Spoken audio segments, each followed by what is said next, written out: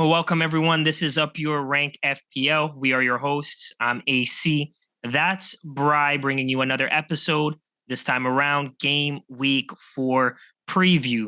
If you guys are new around here and you like the content that we're bringing you, make sure that you like this video, subscribe to our channel, turn your notification bell on, and follow us on Twitter at Up Your Rank FPL. Let's get it.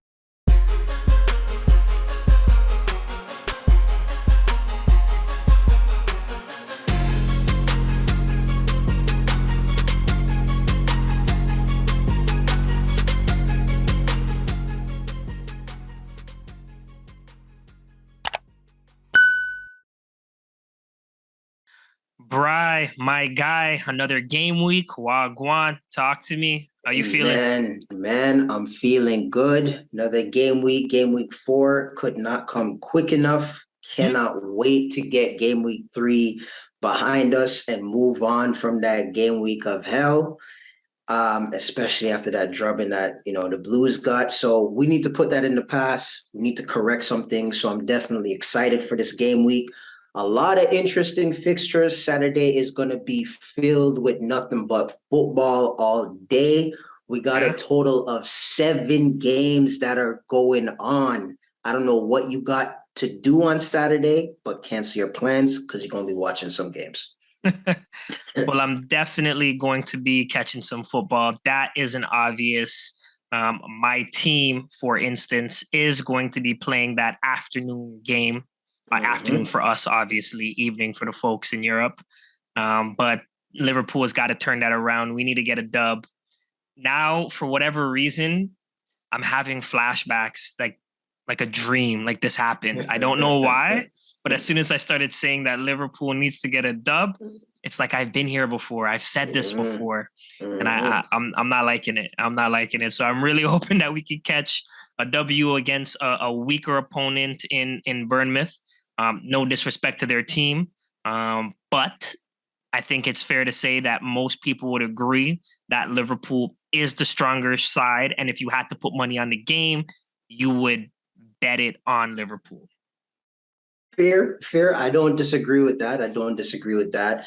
It's a very favorable fixture. I mean, they're at home. You know how it is going to Anfield.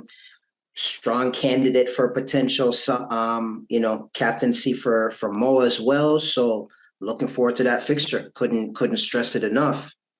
I'm absolutely not looking forward to that fixture just because you know where my mind is. You know what fixture I am looking forward to actually watching? What's that? Believe it or not, I am super, super excited to watch your team play. Oh boy, Chelsea versus Leicester. It's at Stamford Bridge. There's a lot of different nuances and different storylines going on into this game. First thing is there actually might be a little bit of an injury that we want to report here. Madison might be out for the game. Wesley Fofana has also been training with the under-23 squad, so we're going to be seeing, the same back line from Leicester of last game week, who, for all intents and purposes, did poorly. But historically, this game has been very tough to call. Chelsea's won 2 out of the last 5, another draw, and then Leicester won 1, and then the other 2 were draws. There's not a lot of crazy. There's typically not a lot of crazy things that happen in this fixture outside of Rudiger. Rudiger has actually scored 4 times in the last five games for these 2 teams, which is a little bit weird when I was looking up the stat. But really? Yeah, you know what I mean. It was one of those things that stood out. Like, whoa, Rudiger has 4 goals in the last 5 of these fixtures, so that's crazy. Obviously, he's no longer with us, but it's coming at a time that I think is very interesting for both of these teams. Chelsea really needs to bounce back, and Leicester's leaking goals. It could be the perfect opportunity for us to kind of take some boys as a little bit of a whipping stick. I'm hoping Chelsea really show something proper here and comes back with the 3 points convincingly. I want a convincing 3 points. That's what I'm hoping for. Well, I'm hoping for a draw. That's what I'm really, really hoping for because Ward is still somebody who's in my team. So I'm hoping for a 0-0 draw. I'm hoping that Mason Mount and Raheem Sterling continue failing to get onto the score sheets, and that it's 0-0 because the news with Madison definitely sucks. The center back as well, Koulibaly, he's out. Red card. Red card, suspended, not there for the game. Yep. Who's filling in? Tough to say. Maybe Aspilicueta comes in. He just celebrated his 10 years at the club, so that could be a nice. I would love to see him step in, and probably partner Thiago Silva. And then on the left hand side, it's a toss up. Maybe we see Cucurella play left center back and Chilwell play left wing back. I don't know what Tuchel's going to do, but we have a big problem in the defense, and we're going to see a show this next game, and it's going to be very telling what the lineup is. I hear you. If we're moving on to a different fixture, I'm looking forward as well to Brentford versus the team Everton. That can't get onto the score sheet. They struggle.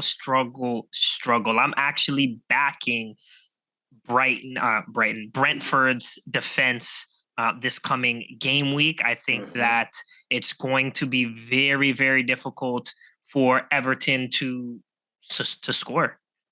Point blank, period. It's a home game for Brentford. Yep. Last time they played a home game, we know what happened. What happened? Just a recap. I think it was like 4 goals in the first half, something like that, against a team that used to be managed by a Sir Alex Ferguson. Gotcha. Okay. Do you remember who that team is? Fair. Okay. So to be fair, they gave Liverpool to work last week, so I ain't gonna hide from that L. I'm right here. But maybe Brentford happens to be a better team at home because their last couple away games they've conceded, right? Leicester away, Fulham away, they conceded. Obviously, it's a small sample size, but perhaps they can continue with that clean sheet. Maybe they want to bounce back from that disappointing defeat to Fulham, that last minute defeat after making such a comeback to try to escape with that 1 point. So I'm looking forward to the likes of Araya, Henry holding it down in the back, a Ben Mee holding it down in the back. And I'm actually hoping that somebody like Mbeumo can finally see the score sheet. He's been playing really, really well in the last couple of games with respects to making sure that a couple of his shots are on target. He's shooting the ball. He's just been a little unlucky with respects to his counterpart in Tony. I got a good feeling about Mbeumo in this coming game. When I'm looking at Everton, there isn't really anybody who I can put my money on. If I'm looking at Demarai Gray, that's Gordon. Is it possible that he kind of takes away from some of that hype and that energy that he had in the last game? But when I'm looking specifically at Demarai Gray, even in that last game against Nottingham Forest, he had a lot of shots. That's the only thing that kind of makes me nervous. He took 6 shots in that game. 3 of them were on target. So if there's going to be, again, anyone who gets onto the score sheet for Everton, I think it's going to be Gray. When I'm looking at Gordon actually was pretty impressive, but it's against Nottingham Forest. No disrespect. He had 6 shots. 5 of them were on target. I don't know if they're going to be as lucky or as fortunate against Brentford. So I am going to definitely be tuning into that game. I got a little soft spot for Tony, so I'm watching that one for sure. No, for sure. I mean, I'm backing Brentford for that. Last year they did the double over Everton as well, when Everton had a much better team, both offensively and defensively. Everton's gotten significantly weaker. They're also without Dominic Calvert-Lewin still, who's out injured. I mean, I'm backing Brentford for this game, every day of the week. You know which game is pretty hard to call? City versus Palace. I never know who to pick because Palace will come out of nowhere and surprise you. Did you know that in the last 2 Premier League games that City have not scored against Palace? Yeah, yep. They've not scored against Palace in the last two games. They actually have not beaten Patrick Vieira. Well, I guess it kind of ties in. Pep hasn't beaten Patrick Vieira since he's taken over at Crystal Palace as well. One interesting thing, though, about Kevin De Bruyne at home, Kevin De Bruyne in the last 15 games, however, has had 21 returns, either goals or assists. All at home? All at home. In his last 15 games, he's had 21 goals and assists. Not both, but mixed between the two. Yeah. So he is consistently returning when he's playing at the Etihad. So that could be a little bit of an X factor, but City has struggled with Crystal Palace in the past. So I'm curious to see how Pep is going to combat some of these things and, how he's going to set up and deal with it. But this is a tough one to call. This might be another nail biter like Newcastle was for them last week. Maybe not as offensively, but I think like in terms of how good the game is going to be, it's going to be a good game. I wouldn't be surprised if Zaha got onto the score sheet again. I wouldn't either. But I do feel in my gut that City want to make up for their last two games total, 3-3 draws. What's going on? Did you watch the midweek friendly?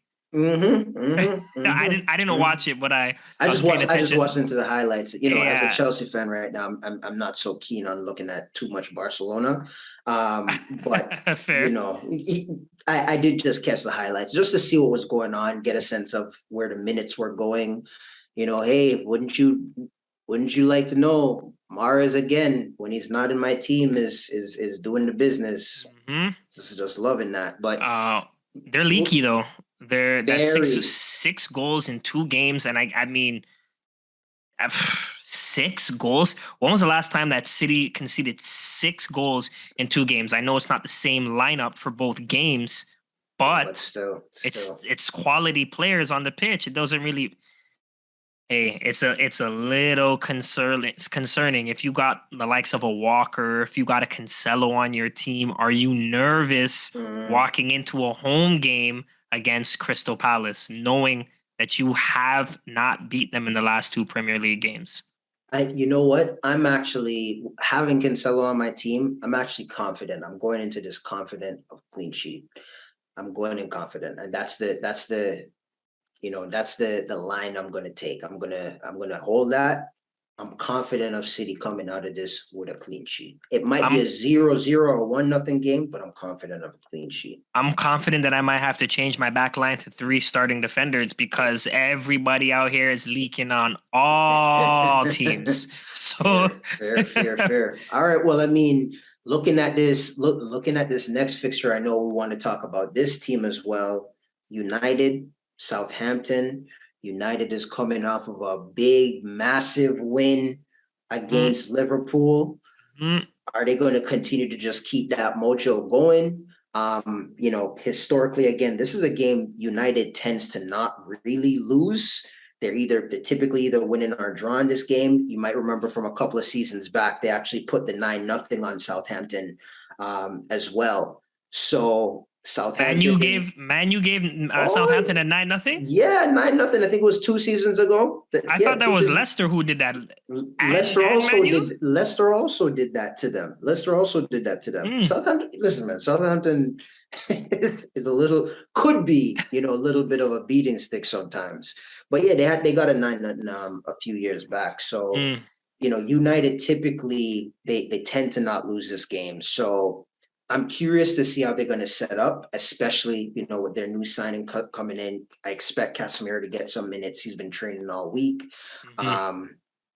Curious one to see. And also very curious to see if they continue to, put Maguire on the bench and go with, Varane and their new signing Martinez. He needs to be on the bench, and Varane absolutely needs to start this game if they want to have that same type of energy. Why would you want to change up that starting lineup against Liverpool minus, of course, bringing in your new signing?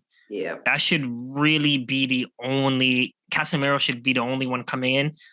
who started that last game? Was it Fred didn't start? Fred came off the bench. Fred was on the bench. It was McTominay, Bruno, and Eriksson in the midfield is how they played as a three. Okay. So I think personally that they need to stick with that lineup minus just bringing in Casemiro. Whoever needs to come out of that middle comes out of the middle. Ronaldo needs to see the bench. No disrespect. Maguire needs to see the bench. All disrespect. And Shaw's also going to stay on the bench. I forgot about him. Yeah, he's going to stay on the bench too. Yeah, he should definitely stay there. But Malacia, he definitely needs to get a whole night. I'm curious to see if he could do it again. Yeah, because before last week when we spoke, we were saying that the last game week review when we spoke, I was saying that there was no way Malacia is going to be able to deal with Mo Salah on the left-hand side and Trent overlapping and all of that. He played an extremely good game. I was very proud. I was very proud of what he did and how he performed. He definitely shut me up. But I'm curious to see if he can do it again. He's not going to be at home. The home crowd is not going to be backing him. And let's see what he's actually made of. I think, though, that the likes of Shea Adams is riding a high because even midweek he scored. I think he may have even scored 2 midweek. I forget who their opponent was, but already delivering 2 goals against a weaker Leicester, scoring again midweek. Are you finding form? Right? That's all a striker needs. A little bit of confidence. I found form. Next thing you know, I'm going against United. I saw what Brentford did against them. Let's get onto that score sheet because De Gea is not keeping a clean sheet. I don't see a clean sheet coming in for nobody. I don't think the Man U defense is tight enough. They're not. Liverpool's offense is weak right now. Liverpool scored, so that's three games in a row that they've conceded, and I expect them to concede again. If anybody's going to get onto the score sheet, I think it's going to be somebody like Adams or it's going to be Ward-Prowse. I do think that there might be one of those beauties coming in off of a free kick. Ward-Prowse doing what Ward-Prowse does because it's going to be a silly foul in the middle of the pitch. I just feel it in my bones. A silly foul. Okay. All right. I mean, another big game happening as well is Brighton versus Leeds. Very interesting game. Personally, I know Leeds have been riding high offensively, especially after the Chelsea game. But Brighton defensively have been very impressive. And I think this is a tough one to call. I would love for Leeds to continue scoring, especially, Rodrigo to continue his little hot streak that he has going. But I could see Brighton shutting them out. I could see them. I could see that happening in the last 4 games that these two teams have played. Leeds have actually only ever scored one.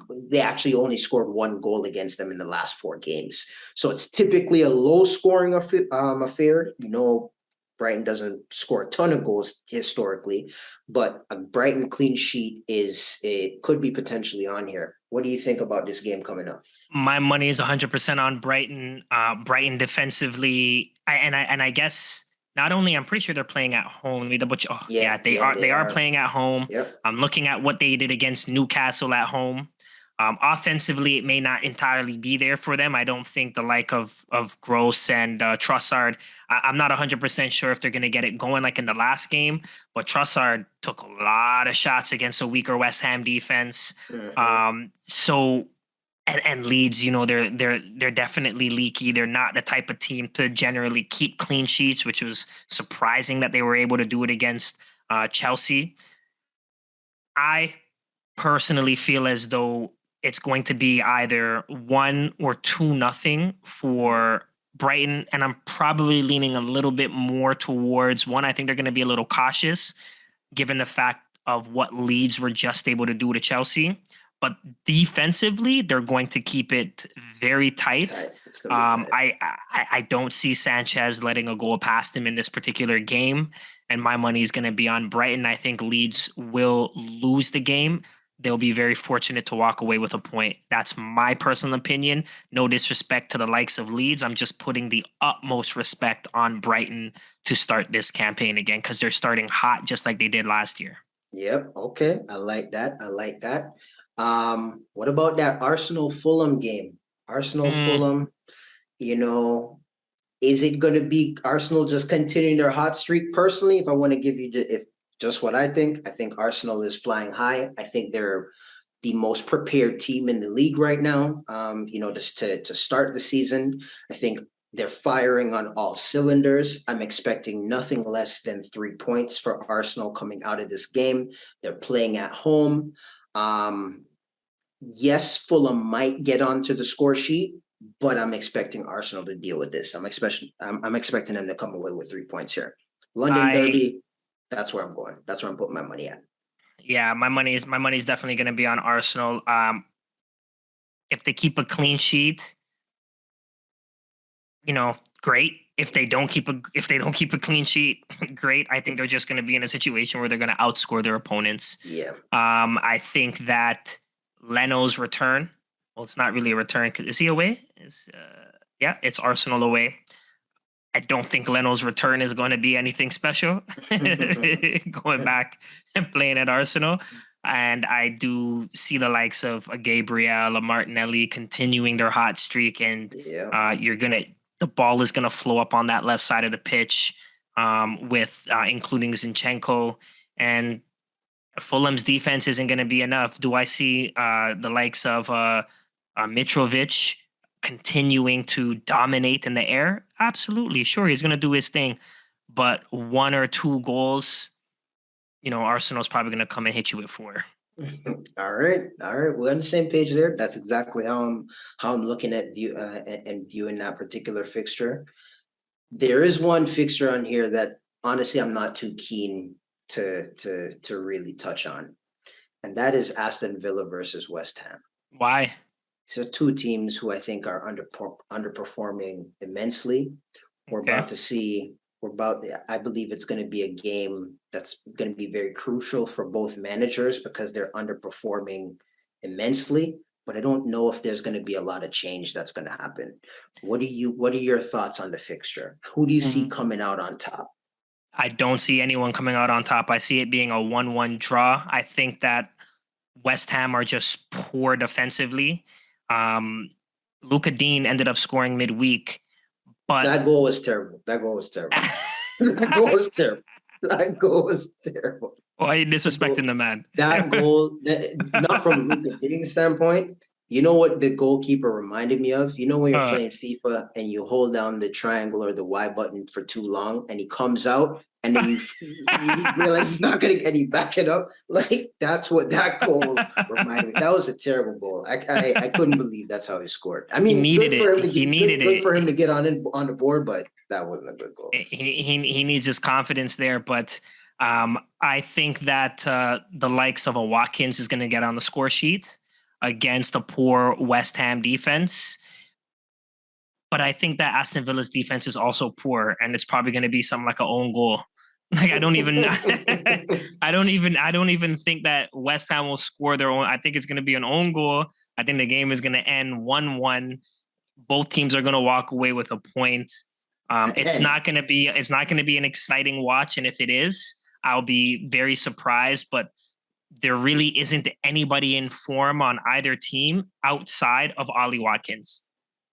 Like, I can't name a single player on Aston Villa's team who is in form, and outside of Watkins, and I definitely cannot name anyone who's in form on West Ham. Okay.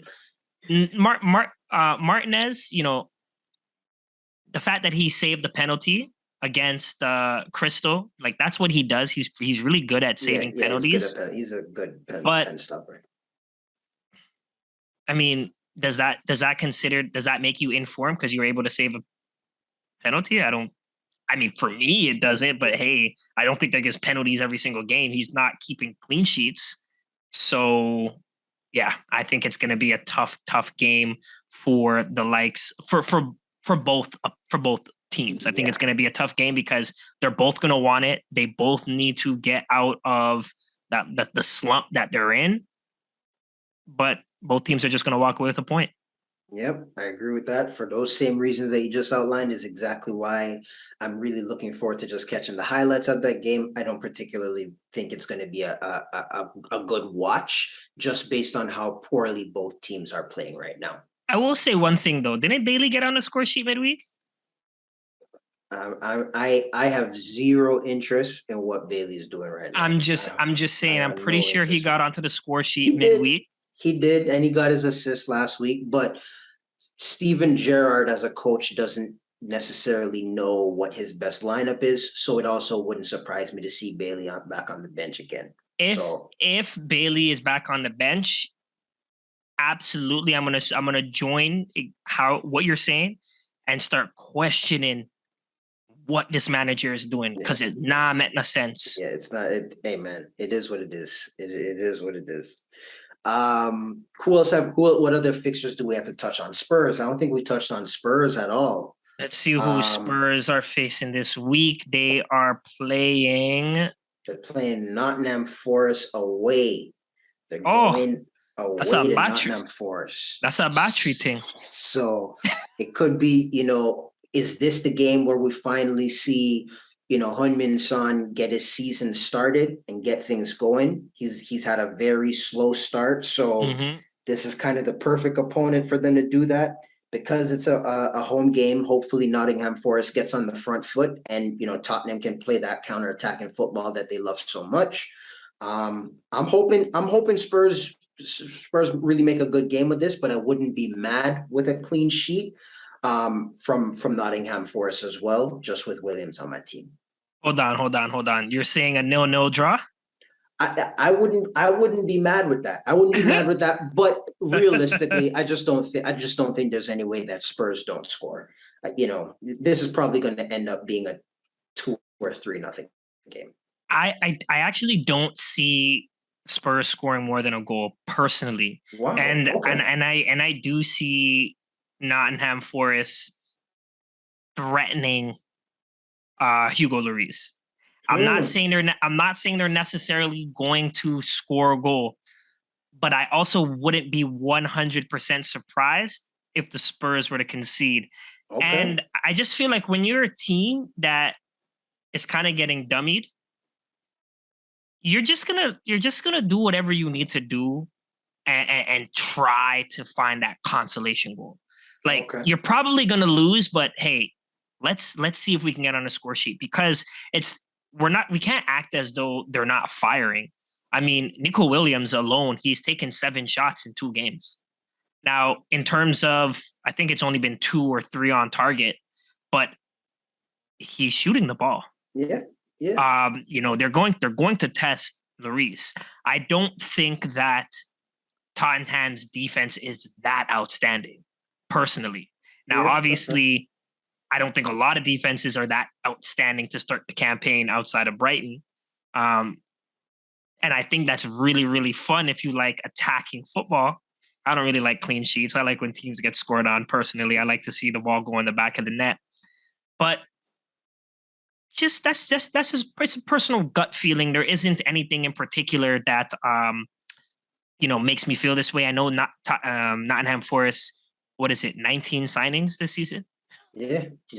Tons. Like the team is still trying to figure out how to play together. And I think their big signing in Lingard has been an absolute disappointment. I don't know what's going on with Lingard. He got the bag and he's like, yo, I'm done. He said, I got the bag. If for 1 season, I'm Gucci. I'm not. What's going on? I think it's just taking some time for him to gel with a team, new environment. He's in a new, city, all of that good stuff. So just give him a little time. He'll come around soon enough. He tends to heat up. He tends to have a couple of hot streaks. So we'll see. He does. Let's see. We'll see how it goes. I think somebody like Brennan Johnson also, he'll be a little threatening for Tottenham. He is definitely a fan favorite for Forest. So I think it's going to be a better watch than some people think. If you think it's going to be a battery thing, It's No, personally I don't to know me, if I think I so. don't think it's I gonna don't know I if I don't think think it's so. gonna be that way. I think Okay. Nottingham Forest are going to. The only problem is that once that counterattack hits, it's kind of over. Yeah, but for all the reasons why you're saying that they're going to be so offensively on it, especially with them being at home, are pretty much the reasons why I see Tottenham getting on the score sheet. They Yeah, just love to counterattack, right? But we'll see. yeah. We'll see how that one goes. We'll see how that one goes. And Did we then touch on the Wolves game? no, that's the only other game to touch on. Wolves are playing Newcastle. Wolves are at home, so the game is at the Molineux. Newcastle United. Callum Wilson has had his customary hamstring injury for the season. It's come just around the normal time, within the first 10 game weeks. You can expect that. So he's pulled his hammy. I don't think the reports are back yet on exactly how long or how severe. I think they're waiting for swelling to go down. At least I didn't see, at least when I saw the reports initially. But, with it being a hamstring, he is already out for this game. I mean, he was in some incredible form. You saw the goal how he took his goal against City. Excellent. Newcastle was looking nice.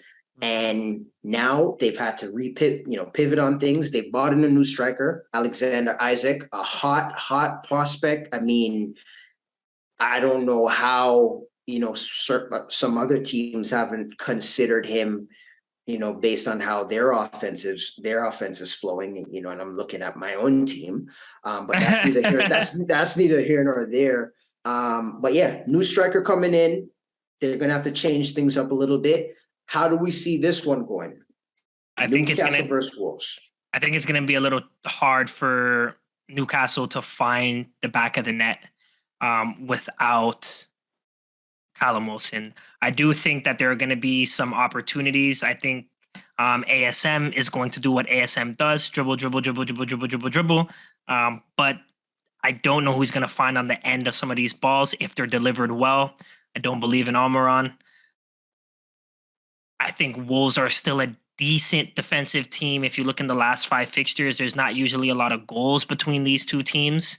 The last time, I think in the last 5 games, the only time there's been more than 2 goals scored for any of the teams was when Wolves did it. I think it was their second last meeting and they won 2-1. But generally speaking, I mean, 3 of the last 5 meetings were all 1-1 draws, head to head, just 1-1, 1-1, 1-1. It's not gonna. I don't think there's gonna be a lot of goals. Even in the last fixture that they had, it was 1-0 for Newcastle. But we knew how poor Wolves were last year offensively, especially near the end of the season. They just weren't able to score goals. Well, has that really changed? I was just about to say. You know what I mean? So far, 3 games in, and Wolves have scored 1 goal, and it was really a mishit from Daniel Podence that ends up going in. You know what I mean? Great goal. You know what I mean? It did what it needed to do, but they're not necessarily firing offensively at all.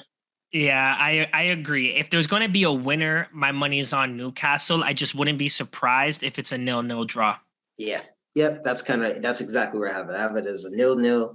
I etched it down on my little thing, 0-0 or 1-0 for Newcastle. Okay. Fair. So, well, with that being the fixtures that are going to be happening, let's jump into our FPL teams and see what's going on. How are you setting up? Talk to us about your team. Okay, so bringing up my team, here's how I am currently set up for game week 4. Ward in the back. Then I got, or in between the sticks, in the back, I got James, Trent, Cancelo, and Ben Mee. In the midfield, Martinelli. Luis Diaz is who I brought in for Saka. It was a knee-jerk reaction. I was really, really upset at Saka not performing. I made this transfer like middle of the game week. Okay. As a matter of fact, I don't even think that City played their game yet. And I was debating between Gundogan and Luis Diaz because I was thinking about taking a -4 and taking Iverson out and then bringing in Sanchez. Fair. But then I said, but they're at home. It's Bournemouth. And this is before obviously the Liverpool game. So I didn't see anything. Yeah, it's probably not the best thing. It's probably I even thought about wild carding this team out, but I think I'm gonna own the L. This is my first knee-jerk reaction of the season. Fair. Is it gonna burn me? I don't know. Let's see. But I got the armband on Salah up front, Tony, Jesus, and Haaland. I have Andreas first off the bench. I don't have any Arsenal defenders. I am tempted to play him. Oh, Now, Andreas, you mean? Okay, gotcha. yeah, Andreas. I'm tempted to play him, but I'm just not sure who I would take off. I'm not.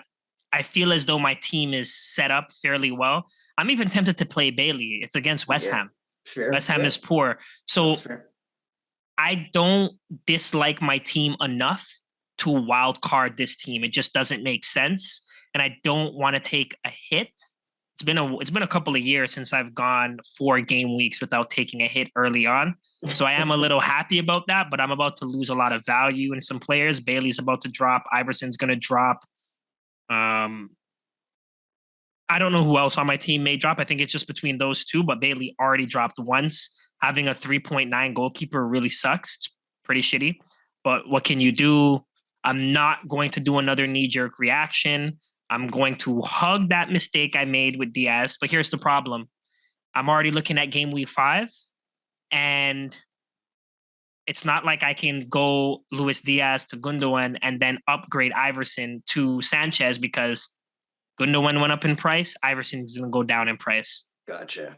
So game week 4, I'm really hoping for a lot of points from this team. It's still a pretty template team, but a lot of people have already been making some moves and making some changes into their squad. Yep. Haaland's on the team now, so the vice captaincy is on him, but I'm thinking about putting the armband on him.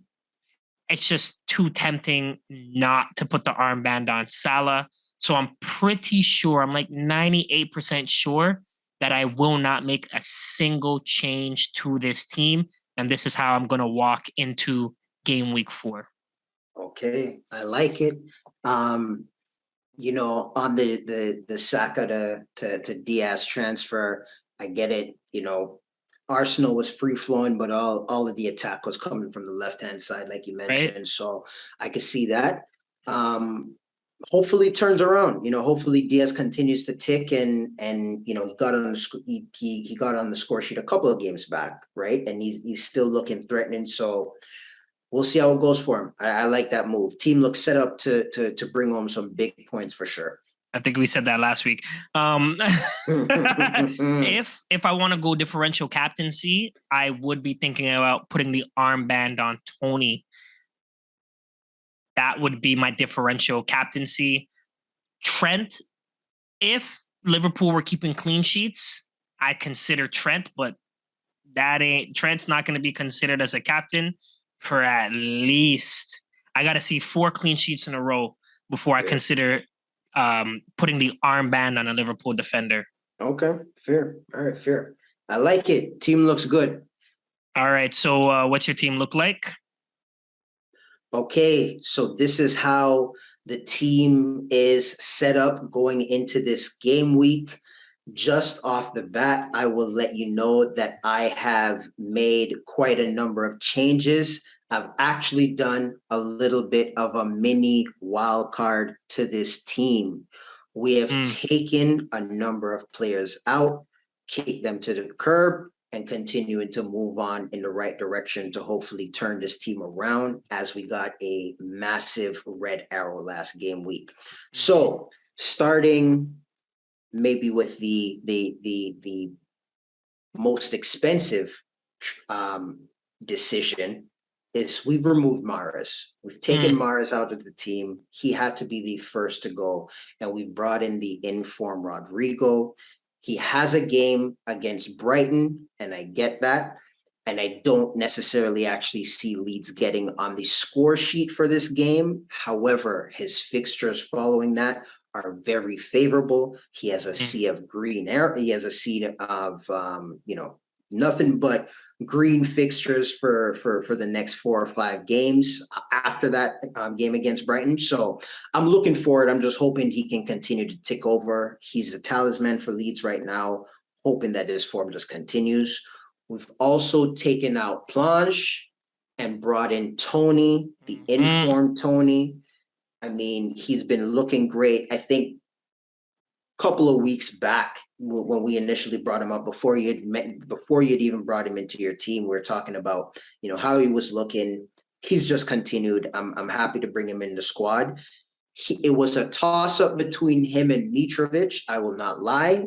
However, I've opted to go with Tony just because I think Mitro's fixtures change or get a little bit better in like game week 7 or 8 or so. And that's when I'll maybe look at doing a potential switch there. Right. And then the last transfer I made, I had to get rid of that double Liverpool defense. Mm-hmm. Your team has not been keeping any clean sheets. They're way too expensive. And so I've brought in Zinchenko from Arsenal onto the team. I've loved how Zinchenko's looked. I'm hoping he just continues to tick over as well. But we needed to kind of shake things up. So in the back, we have Ward, Trent, Zinchenko, Cancelo, and James. Mo Salah in the middle, Martinelli. I do have Rodrigo in the middle right now, but I'm actually a little bit tempted, depending on how things go. I might actually potentially look at Bailey. I don't know if I'm really going to take that plunge, but if there's one move that I'm going to be making to the team, it would actually be that. And then I got Tony, Holland, and Gabriel Jesus up top. In terms of captaincy, the armband is currently on Mo, but I might end up switching this to Gabriel Jesus. It's a little, I've been looking at it. I've been thinking about it. The thing is, Mo is playing at home. It's a newly promoted side. These tend to be the games where Mo Salah runs up his golden boot, numbers. He loves playing these newly promoted teams and just kind of dealing with them that way. So I have the armband on him for now, but it is a more difficult decision than it might seem to not have it be on Gabriel Jesus right now. I just love the way Jesus is looking. But that's how we're set up. Iverson, Bailey, Andreas, and Williams round out the bench. Mm-hmm. We'll see how the team gets on, but this is how we're set up. We had to do a little bit of a mini wild card, man, to get out of the dumps. You took your first hit of the season. Took the first hit of the season. I'm very happy. I am not averse to taking the right types of hits. I just don't take a lot of hits, but this is a time in the season where I need this is a time where the team needs one. Couldn't deal with Mahrez. We couldn't deal with Robertson. Needed to get another striker up top. We had to get off of ginormous at the back. I think I'm still a little big at the back, but just not as big. So hypothetically, how would you feel if Mahrez and Robertson both returned this particular game week? This week, if they both return this week, I'd feel fine with that. I think the only, Mahrez for me, he was a 3, if you remember the beginning of the season, he was a 3 game week gamble for me. And the gamble has not paid off. Whatever Mahrez, he could come and get his double-digit return now if he wants. Of course, I'd be a little bit annoyed, but in terms of the information that I have right now, there's no indication that Mahrez is seeing 90 minutes consistently enough in this team to continue with him. And so I'm okay with dropping him. If Robertson were to return, I would only feel annoyed if Arsenal don't keep a clean sheet. But if they both keep a clean sheet and let's say, Robertson goes and gets a double-digit return, I'm fine with that. I think that I'm happy that you brought in Zinchenko. He is still somebody who I wish I had followed my gut instinct and kept him on my team and never took him out of my initial draft. Now I'm not 100% sure how I'm going to 100% be able to bring him in to my team moving forward. I'm glad that you were able to fit him in. You had to get rid of an 8.0 midfielder So you no longer have an 8.0 midfielder, but none of them are really returning other than Madison anyway, and he's injured. So that's how that's exactly how I looked at it. I was like, hey, I'm keeping this slot open for a group that's not necessarily even firing right now. So what am I holding on to? Maybe I'll reassess come wildcard, you know? I like. So I got Ben Mee, you got Zinchenko, I have Luis Diaz, you have Rodrigo. The rest of the team is essentially identical. Let's see how it goes. Yeah. All right, so we've seen both of our teams. Let me bring up my differential team. Now, last couple of game weeks, I've been creating these teams, but I've had some template players and I've had some wild cards. This time around, everybody who I have selected is under 10% ownership as of the time of recording this video. Okay. Let me start between the sticks. Raya. Raya's only 6.4% ownership. They have a game against Everton. I don't see Everton scoring. Actually, I don't see Everton scoring that I'm doubling down on Brentford. And I've brought in Henry into my team. Henry's ownership is approximately 1.3%. Rico Henry. Then I have Lewis Dunk, 3.2% ownership. They're facing Leeds. I think they're going to be able to keep a clean sheet at home against Leeds the same way that they did against Newcastle. Okay. The guy who you just took out of your team, Andrew Robertson, 7.9% ownership. They're facing Bournemouth. I feel as though it's time. Okay. It's time for a Liverpool clean sheet. Okay. Then I also have Thiago Silva, 5.9% ownership against a Leicester team that doesn't have James Madison. Okay. I don't know where the offense is coming from. I think Chelsea want to rebound against that disappointing loss. They're playing at Stamford Bridge. They're at home. Okay. Make up for it. Make up for it. Okay. I like it. In the midfield, Mr. Ballhog himself, Phil Foden, 8.2% ownership against Crystal Palace. Wow. Now, this one is a little bit of a gamble. It's because I have so much money, and it's kind of weird not buying an expensive player. Fair, okay. I'm not 100% confident I might bench him, and I'll tell you who's on my bench soon. Okay. Now I have Leandro Trossard. Okay. 2.5% ownership. In his last 3 games, 9 shots. Only 2 shots on target. But who are they playing? They're playing a leaky Leeds team. And perhaps the likes of a Pascal Gross can find him again for an easy breakaway goal.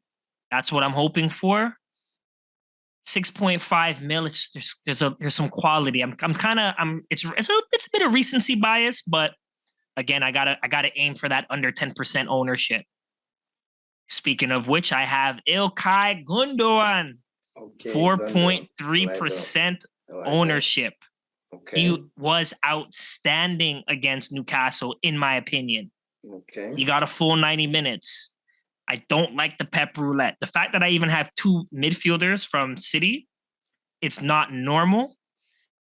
But I feel like they need to make up for their last 2 games. They just haven't gotten on. This is not the type of championship team that we're accustomed to seeing.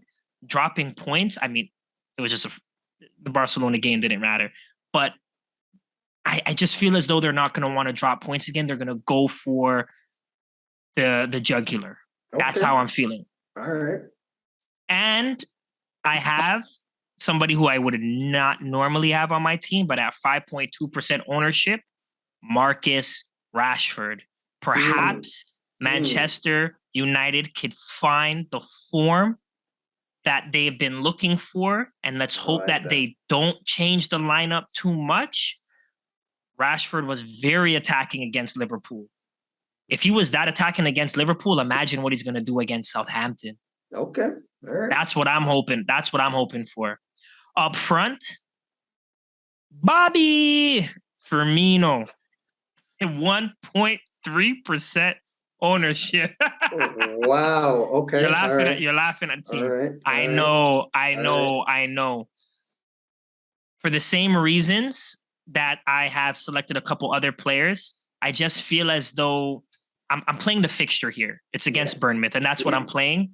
Fair. He's gonna start. Nunes is still not available. Jota is still not available. So he's going to see the pitch. And you just never know with Bobby. Yeah. All right, that's fair. And then lastly, I have Ollie Watkins. He's had 2 returns in his last 2 games, Crystal and Everton. They're playing a West Ham United team that is ass. They just don't know how to play defensively at this particular moment. Wow. I do see that Ollie Watkins, I'm playing the fixture, and I'm really hoping that he kind of sticks to the form that he's on, continues to tick over, as you like to say. On my bench. You want to say something about the starters? Yeah, I want to say, I'm interested, and maybe you have him on your bench, or maybe I haven't looked at his ownership, so his ownership might be a little bit higher. But I'm surprised that Brian Mbeumo didn't get a look. I'm surprised. Don't be surprised, because he's on my bench. Okay, all right. Okay. And this is why I'm trying to say is I don't really know how I'm gonna play it yet. So between the sticks on the bench, I have Leno. Okay, cool. 1.2% ownership. He's irrelevant. But I have Emerson Royale against Nottingham Forest. Why? Nice pick. Because I believe he's only 3.8% ownership, and it might be hard for Forest to get onto the score sheet.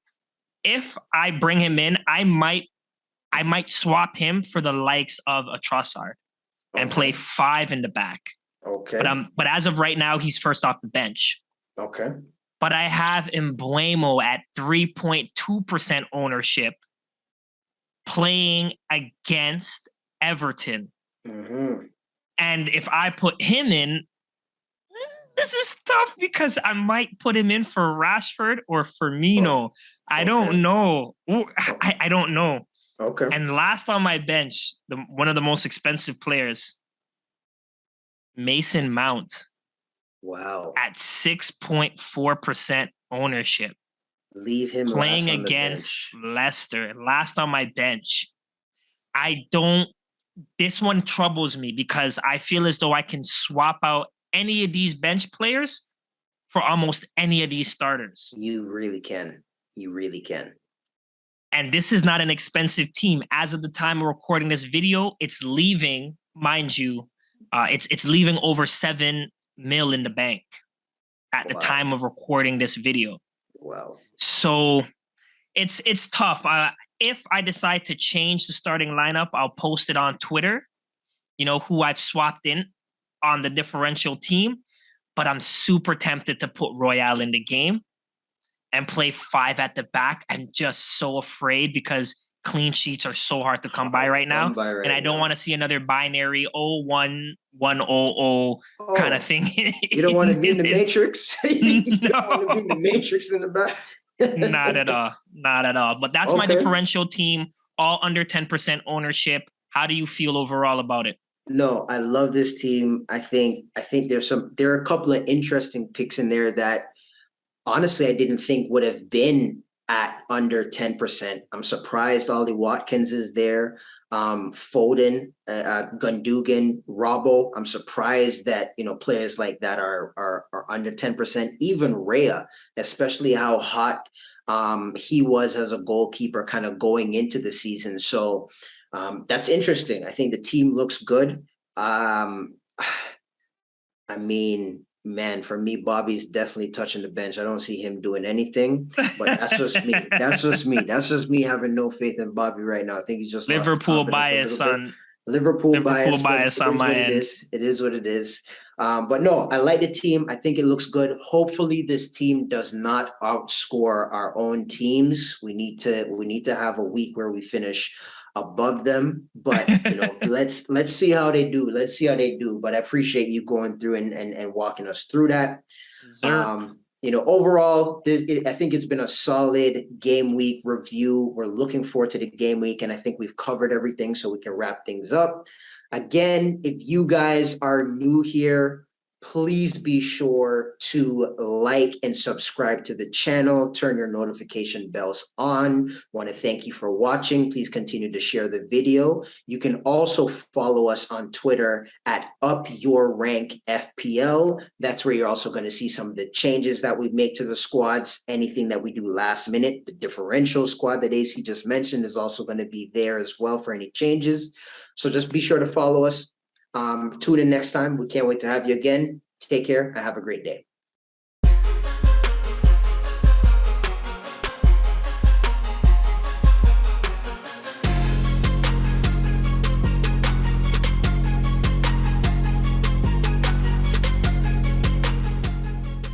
Be sure to like and subscribe.